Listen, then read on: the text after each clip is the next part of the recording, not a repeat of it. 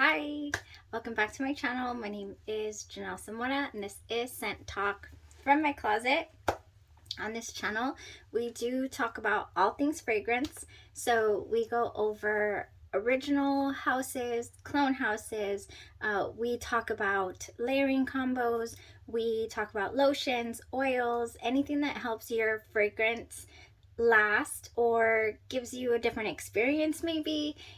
We're always experimenting over here, so if that is something that you're interested in, then go ahead and hit the like button, subscribe to the channel, and hit the notification bell so you'll be notified to new videos. Okay, so hopefully I'm looking in the right direction. I've been struggling ever since I went to the horizontal mode, so I apologize for the last couple of cross-eyed videos, but hey, we're getting the information out there. That's all that matters, and we'll be making little tweaks, improvements, adjustments, all that good stuff for you guys. Okay, so this week we are focusing on Maison Francis Kurkdjion. We've been focusing on all his lovely fragrances. You know, we started off the week just kind of breaking. I had to do it in two parts. We unboxed our Baccarat Rouge. We unboxed her and her sister, her older sister, I would say, the extract version. We unboxed a whole lot of samples that we received from the company that I purchased the Baccarat Rouge bottles at. And what else? We're still waiting on a shipment, so if that arrives anytime soon, we'll do an unboxing, because we have Grand Soie and Gentle Fluidity Gold on the way. But we did, however, do Gentle Fluidity Gold review and wear test this week, because I got a free gift with my purchase. All right, so after yesterday's epic fail of my Oud Silk Mood wear test, I decided today that I needed to go with something comforting, something sweet. You know, even though it's an extract version, we decided to go, me, myself, and I, we decided to go with the Baccarat Rouge 540 extract version. Last week, I believe, when was it? Oh, I did a comparison with Spirito Fiorentina by Tiziana Terenzi. Spirito Fiorentino. I have a little travel size over here, and we did the wear test. On one side we did the Tiziana Terenzi, and the other side we did the Baccarat Rouge 540. And you know, because they have similar scent profiles, and so I didn't want to repeat that wear test so soon of the original Baccarat Rouge, because it's still in my head, and I figured we could talk about it today as well as I go over the extract wear, which I wore this sweater today, and I am so unbelievably excited, happy with the wear that it gave me. I was in candy cloud heaven all day, super comfortable, exactly what I needed. It felt like a treat, like I literally treated myself today, and it's not going anywhere, let me tell you. I sprayed this on at 6:30 this morning, and it is still going very ridiculously strong. Oh, but it's so good.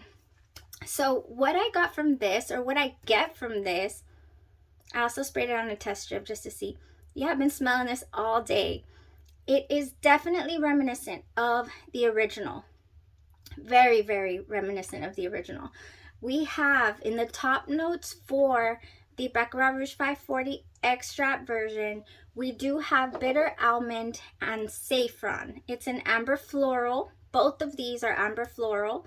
The original, the EDP version, I'm sorry, and the extract, they're both amber floral perfumes that were released in 2017. So the difference is in the opening and the mid and the base notes. There's differences across all three. So the extract has the bitter almond and the saffron, of course. Then middle notes of Egyptian jasmine and cedar. which you do definitely get a slight tinge of the woody notes that are so resinous in the EDP version, but they're so much more round here in the extract. So then in the mid notes you have Egyptian jasmine and cedar, base notes the ambergris, and woody notes and musk. So even throughout the dry down, you still get that saffron and that almond and that delicious sugar. So whereas in the original Baccarat, I mean the EDP, you know, we open up with saffron and jasmine instead of the bitter almond that's in the extra opening. In the middle, we have amber wood and ambergris, and that is in the dry down of the extract. And then in the base of the original, we have fir, resin, and cedar. So you see that the fir, the resin, and cedar combination is what gives me that very, very woody vibe of the original Baccarat. So yes, if you've ever got your nose on Mancera Instant Crush, it smells kind of reminiscent to the woodiness, the cedar, I want to say. I don't know if there's cedar in here. I did not look up the notes before this, but it has the same type of like a medicinal woody vibe. I also get this from the Hermaine Amber Oud Gold or the Herba Pura, because that's kind of one and the same. What else? What else gives me that vibe? I know there's another one that might, but I mean, as we come across it, I'll let you guys know if I remember. So yes, you know, there's definitely differences here. They're not one and the same fragrance. Definitely not. I know that I've seen a lot of, you know, comments out there about, oh, it's the same fragrance, you don't need both in your collection, you don't, you know. Honestly, I mean, do what's right for you. But if you're trying to decide on which one to go with first, if you know, if you're on a budget and you want to take it slow and you're building up your collection, you know, if you just really want to experience the deep sugar, burnt sugar smell and have that just aura around you all day, then you go for the extract, because that is what I got today. You know, it made me happy. This made me happy. This is what it gave. I was in heaven all day. I was just so happy. Did it make me feel luxurious like the original Baccarat does? No, it didn't. The original Baccarat, I feel like, ooh, this smells like money. Like I said before in the other video when we did the comparison, it made me feel like, you know, like I needed one of those big old hats and I was at an expensive lunch or brunch or something. That's the comparison that I'm making between the two, or the differences that I'm going to point out is the fact that this made me happy. It made me feel comforted, and also I felt like I was a young girl, you know, at the carnival in line for, you know, I'm waiting on my funnel cake. That funnel cake is coming, but they're also making some cotton candy in the area, so you can smell that too. I mean, obviously the only thing I didn't get was the corn dogs. I don't get the corn dog vibe or the corn dog smell, obviously, but you know, it took me there. I was raised in an area where we would have a carnival or a livestock show every single year, and it was my you know, I'm an only child, but it was mine and my mother's tradition to go every single year to this livestock show, and I continued that when I had my own family. You know, but with all the pandemic and everything, it's been a few years and we kind of tapered off from going. But it put me right back there. So it's very nostalgic for me. And it was great. It was great. Such an amazing rebound from yesterday's unfortunate, you know, no-go. my first fail in perfumery this year. And I made the comparison to Angel Nova, the fact that I cannot handle Angel Nova, and go figure, Angel Nova by Terry Mugler has rose and agaki wood, I think it's called. So it has like an oud, like a woody note in it, and also the rose together. So whoa. And same thing happened with Oud Silk Mood that has the Bulgarian rose, and then I think it has chamomile, and what else does it have? Paprius, I believe, and there's one other and agar wood. And there was absolutely no comfort for me in that fragrance. It's going to be a no-go as far as the scent profile is concerned. However, Oud Satin Mood, I have an oil of it and it smells good. So I might give that a go here at the house. I don't think I'll be brave enough to wear that out a full day. So that concludes Maison Francis Kurkdjion week. We literally sprayed every single sample that I was given, from the fresh ones to the gentle fluidity silver that I just designated for the hubs. But it's unisex. I mean, if you like this type of fragrance. So every single day, I tried to wear either one or test 2 fragrances at a time for you guys. To get a good feel for this house. It's a pretty penny. It's not cheap. So the more opinions you have of it, descriptions out there, it hopefully can help you form your own, or prioritize your wish list. Like I said, the original Baccarat made me feel very, very, I don't even know, prestigious. Like I'm at Harvard, studying in the library, and I got money. And then the Baccarat Rouge extract made me feel happy, and it's sweet, and although luxurious at the same time, it didn't take me there. It took me to a happy place, at the carnival. And it's a beautiful fragrance. It was lovely. And most of these are unisex, which is great. So I think rounding out the week, I would say the top 4 are definitely the ones that turned into full bottles. So the Baccarat, the extract version, I can't separate them though. They're the same. They're up here. I like them both for different reasons. So we got the Baccarat. My ultimate favorite is the Grand Soir. But so they say that this one smells like, I believe it's called Amen. Yeah, Amen by Terry Mugler. I haven't smelled that one. Is it this? No, I'm thinking about the Xerjoff Naxos, not Naxos. I still haven't learned how to pronounce that. They say this smells like something, and I can't remember what at the moment. I wish I would have written it down. The Grand Soir by MFK. The other one, it just domino affected everything there. The other one that I found myself not being able to live without is this Gentle Fluidity Gold. Yes, so that one turned into a full bottle. It's not here yet. So we have the Gentle Fluidity Gold. The Grand Soir I would reserve for special occasions. It means great evening or grand evening or eve. So the Gentle Fluidity Gold, easier wear than the Grand Soir.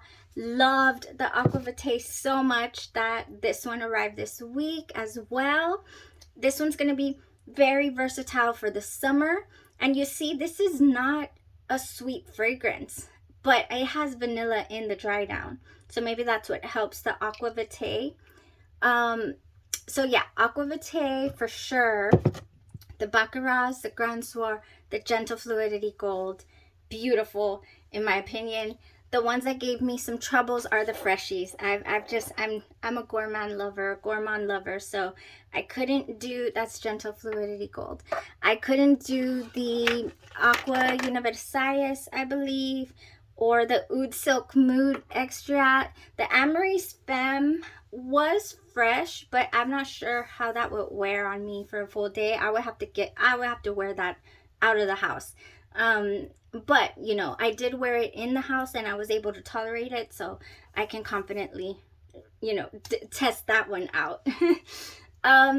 So, and as that was it, I would say, for my top. And you know, I couldn't do the Aqua Celestia. There's nothing in there for me, for my scent preferences as far as loving gourmands.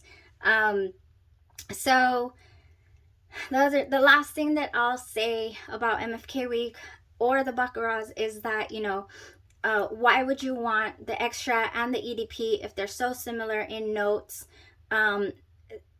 I would say to compare it to a couple of other things in my collection that I have two of. I have both the, what is this called?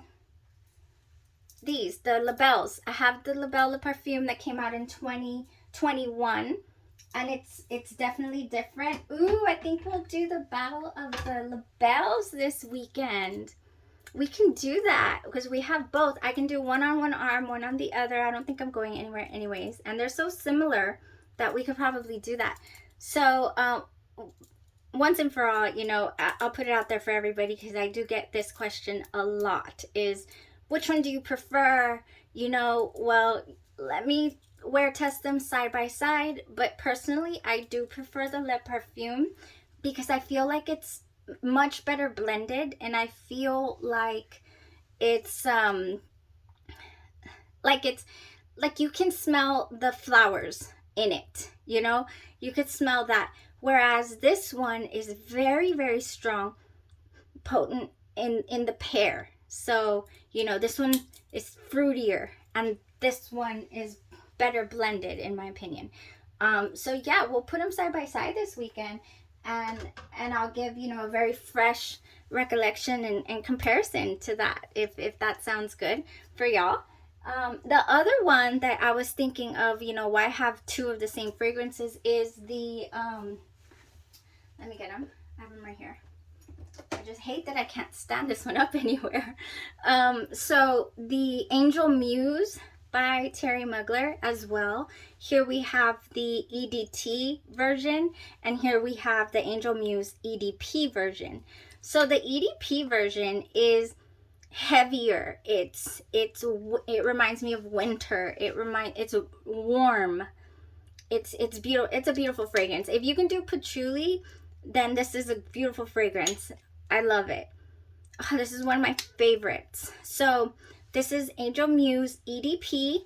Now the EDT version is, so this one's got, it opens up with, it's fresher and fruitier. So even though it's the same scent profile, same scent DNA, they're different, and they're different enough to be worn in different, you know, to go with your mood. What are you feeling? Are you feeling fresh? Are you feeling like you just want to be a showstopper? That would be this one right here. So that's the reason why. And not to mention, and I'm gonna share this with y'all, I am a huge fan of flankers. I like to have the original fragrance and explore, especially if I love the original, explore the options and have, you know, the same but different of something. I have the Flower Bomb flankers. That's another one. We could definitely do a week of Victor Rolf because I have pretty much everything except for Dew and pending. So that's in the pipeline for sure. So let me put these lovelies back. See if I can remember where I had stuck them. All right.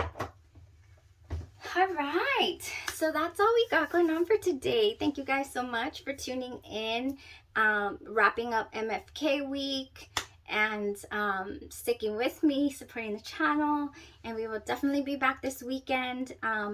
Thinking I'll do the labels. I also have a decant, a sample of the, I was gonna say Fergalicious, what? Billie Eilish, lovely perfume that she released that I have not got into wear test, so I would like to give y'all my thoughts on that as well, break down the notes, you know, and that's it. Have a great rest of your evening and a great weekend. Bye bye.